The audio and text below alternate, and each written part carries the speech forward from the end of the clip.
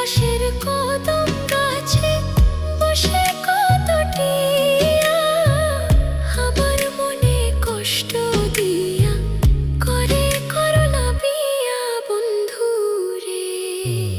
কি অপরাধ পাইয়া রে